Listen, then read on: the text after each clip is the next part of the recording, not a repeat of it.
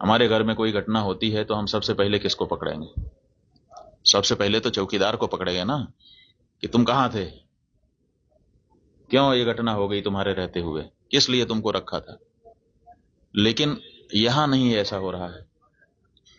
यहां जो है कहते तो हैं कि हम चौकीदार हैं, लेकिन चौकीदारी अगर की गई होती, हाँ चौकीदार अगर अपने काम में पक्का होता है तो उसके ऊपर आक्रमण करके उसको कोई मार दे, लेकिन फिर कहा जाता है कि इस चौकीदार ने अपना निभाया।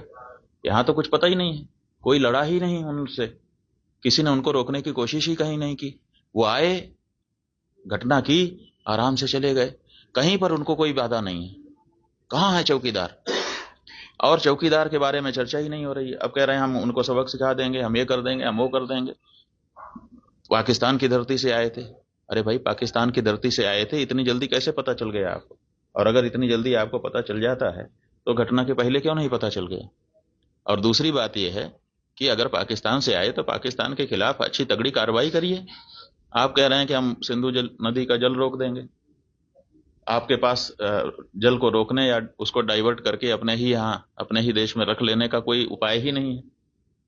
हमने विशेषज्ञों से पूछा कि अगर हम सिंधु नदी का जल पाकिस्तान में जाने से रोकना चाहते हैं तो हमारे पास क्या व्यवस्था है। उन्होंने कहा हमारे पास कोई व्यवस्था नहीं है।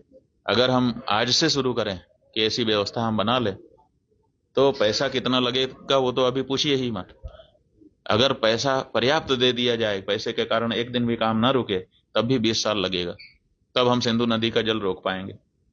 तो ऐसी परिस्थिति में हम ये कह दे रहे हैं कि हम सिंधु नदी का जल रोक लेंगे। और टेलीविजन के एंकर हमने सुना, वो कह रहे थे बूंद बूंद के लिए तरसेगा पाकिस्तान, एक गिलास शुद्ध पानी नहीं मिल पाएगा, खेती नष्ट हो जाएगी, बिजली नष्ट हो जाएगी, ये हो जाएगा, वो हो जाएगा। गजब बता रहे थे, ऐसा लग रहा था कि जैसे प्यास तो लग ही गई पाकिस्तान को अब। और इधर विशेषज्ञ बता रहे हैं कि हमारे पास पानी को रोक लेने का कोई उपाय ही नहीं है।